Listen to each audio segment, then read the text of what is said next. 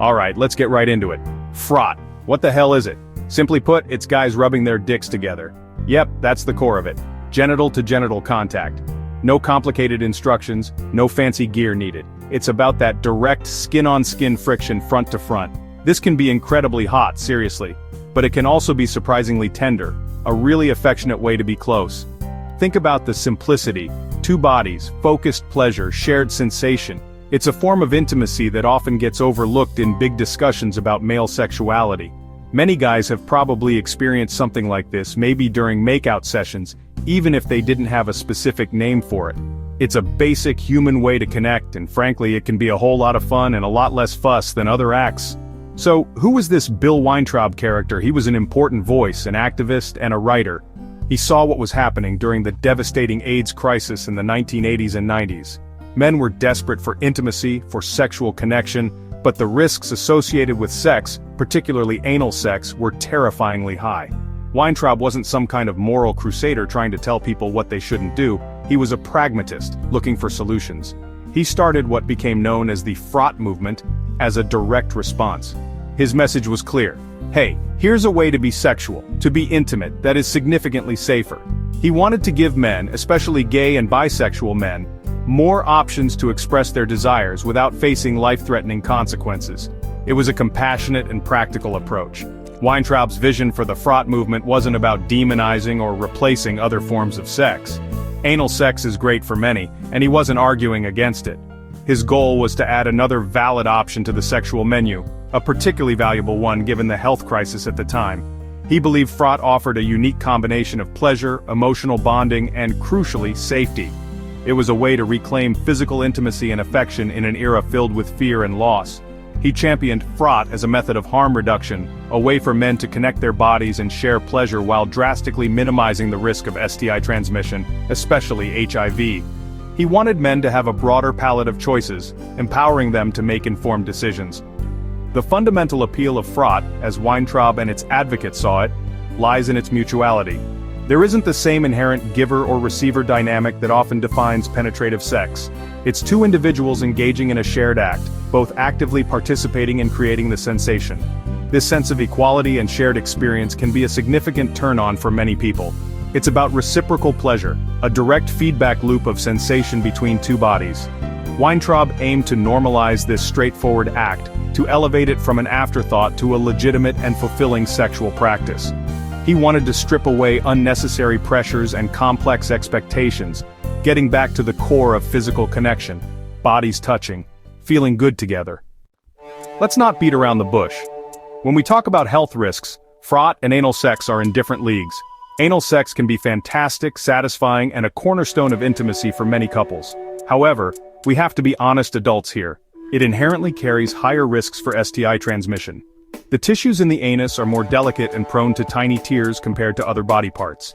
Condoms are essential, and PrEP has been a game changer, but the baseline physical risk is higher. Frottage, on the other hand, primarily involves skin-to-skin contact between genitals. This significantly lowers the probability of passing on infections. This isn't a moral statement, it's just biological reality, folks. Understanding these differences is key to safer sex. So, if Frot is safer and can be pleasurable, why does it often get the cold shoulder or dismissed?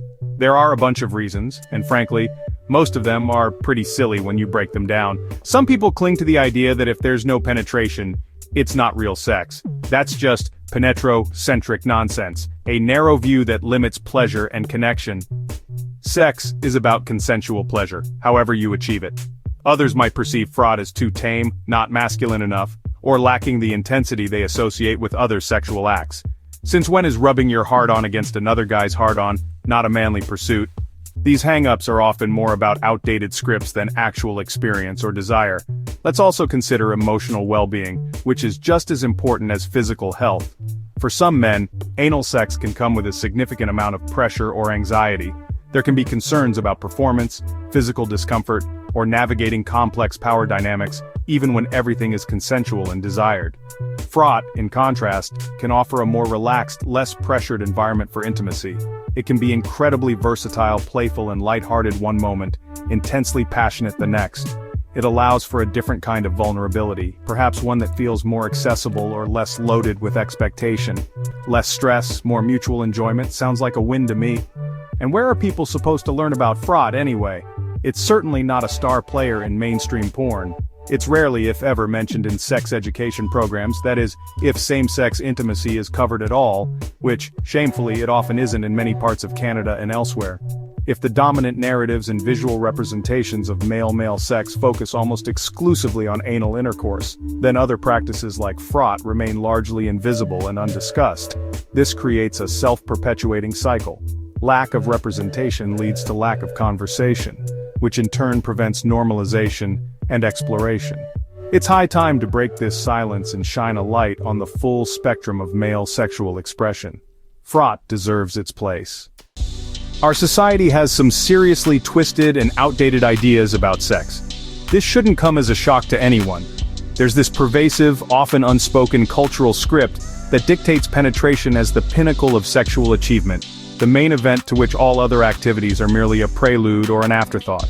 Within this ridiculous hierarchy, Frot often gets unfairly demoted to the status of foreplay, or seen as something less than or incomplete.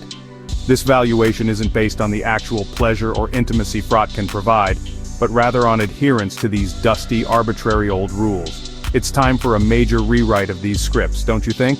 Your pleasure, your connection is valid regardless of whether it fits into someone else's narrow definition of real sex. Homophobia, both external and internalized, also plays a significant role, even within the gay community itself. It's a sad truth. Some men absorb the negative messages society bombards them with about their desires. As a result, they might dismiss Frot as being too soft, not serious enough, too simple, or even childish. These judgments often stem from a misguided attempt to conform to a certain hyper-masculine, often penetrative-focused ideal of what gay sex should look like. This is about trying to prove manhood through specific sexual acts, which is a losing game. It's time we collectively ditch this shame and embrace the full, glorious diversity of hot, consensual, and affirming gay experiences. Then there's the massive influence of pornography. We absolutely have to talk about porn's impact. The vast majority of commercially available gay porn tends to showcase a fairly limited range of sexual acts. Anal sex is almost always center stage, depicted as the ultimate expression of male-male desire. Frot, if it appears at all, is usually a fleeting moment, not the climax or focus of a scene. So if porn is a primary source of sexual education and fantasy for many individuals, and let's be real, it is, then their understanding of what's possible, what's hot, or what's normal gets heavily skewed by this limited menu. We need more diverse porn that reflects the true breadth of how men connect intimately. Finally, consider how traditional concepts of masculinity are constructed and policed. Is Frot perceived as too gentle or not aggressive enough to align with certain rigid masculine ideals? Some men may feel an intense pressure to perform a more dominant, assertive, or penetrative role during sex. Frot, with its inherent mutuality and its potential for profound tenderness alongside passion, can challenge these inflexible notions of what it means to be a man engaging in sex with another man. But here's the good news. Masculinity doesn't have to be so fragile or narrowly defined. It can be flexible, expressive, and encompass connection and vulnerability, not just conquest or power. Frot provides a beautiful space for exploring that more expansive, healthier masculinity. The most important step forward is to start talking. We need open, honest, and completely judgment-free conversations about all types of male-male intimacy. This means discussing Frot with the same seriousness and respect we give to anal sex, oral sex, and any other way men connect. We must cultivate spaces, whether they're online forums, community groups, friendships, or within our own bedrooms, where men feel safe and empowered to explore what genuinely feels good, safe, and right for them, without fear of shame or ridicule. Education is a vital component, but fostering a culture of profound acceptance and curiosity is even more critical. This change begins with each of us choosing to engage in these conversations with an open heart and mind. It's absolutely crucial to encourage critical thinking and the exercise of personal choice in sexual matters. People shouldn't blindly follow what they perceive as popular, what they see in pornography, or what outdated cultural scripts dictate as proper or real sex. Instead, the focus should be on introspection and communication. What do you desire? What are your boundaries? What activities make you feel good, safe, and connected to your partner or partners? It's about embarking on a personal journey of exploration, experimenting safely and consensually, and communicating effectively about your needs and preferences. Your desires are valid, your choices are paramount. Don't be a follower, be an informed, thoughtful, and sexually empowered individual. Frot is unequivocally a valid, legitimate, and remarkably low-risk option for intimacy that deserves our respect and consideration. This isn't about proclaiming frot as superior to other sexual acts. That kind of comparison is unhelpful. It's about recognizing that frot belongs on the diverse menu of sexual possibilities. It's another valuable tool in the expansive sexual toolbox, offering its own unique set of benefits and pleasures. Having more options available invariably enriches everyone's potential for deeper connection, greater pleasure, and enhanced safety. Let's consciously add frot to our shared sexual vocabulary and explore its potential without prejudice. It's an invitation to broaden our horizons about what intimacy can look like. So here's the essential takeaway message. Let's foster a culture of respect for all sexual choices. Let's actively support and promote safer sex practices in all their forms. Let's champion more loving, affirmative, and fulfilling ways for people to connect with one another. Intimacy, especially for men who love men, is not a one-size-fits-all proposition. It's a vast and varied landscape. The more we embrace and celebrate this diversity of desire and expression, the healthier and happier we will all be.